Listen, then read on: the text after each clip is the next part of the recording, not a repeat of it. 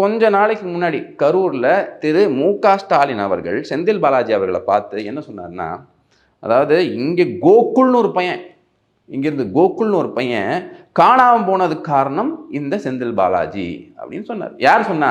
திரு மு.க. ஸ்டாலின் அவர்கள் செந்தில் பாலாஜியை பற்றி சொன்னார். அப்ப இந்த மாதிரி விஷயங்கள்லாம் ஈடுபடக்கூடிய ஒரு நபர், கரப்ஷன் பண்ணிக்கிட்டு இருக்காரு, கலெக்ஷன் பண்ணிக்கிட்டு இருக்காரு, கமிஷன் பண்ணிக்கிட்டு இருக்காரு, வசூல் அமைச்சர், இவரை பொறுப்பை விட்டு நீக்கணும் அப்படி இப்படின்னு சொன்னது வேற யாரும் கிடையாது, திரு மு.க. ஸ்டாலின் அவர்கள் தான். இப்ப அவர் கூற்றுப்படியே நம்ம போனோம்னா, இந்த இடத்துல பொறுப்பு அமைச்சராக இருக்கக்கூடிய செந்தில் பாலாஜி அவர்கள் அவர் போலீஸுக்கு அழுத்தம் கொடுத்தாரா, பெருசா நீங்க பாதுகாப்பு கொடுக்காதீங்க அப்படிங்கிற ஒரு கேள்வி இங்க இயல்பா எழுமா இல்லை? ஏன்னா அவரோட கேரக்டரை பத்தி அவரோட சிஎம்ஏ சொல்லியிருக்காரு. அந்த அடிப்படையில் நாங்கள் கேள்வி கேட்குறோம். விஜயோட அந்த பாப்புலாரிட்டி தாங்க முடியாம நீங்க இங்க போலீஸ் ஃபோர்ஸஸ்க்கு அழுத்தம் கொடுத்தீங்களா, செக்யூரிட்டி கொடுக்காதீங்க, இல்லை குடைச்சல் கொடுத்தீங்களா?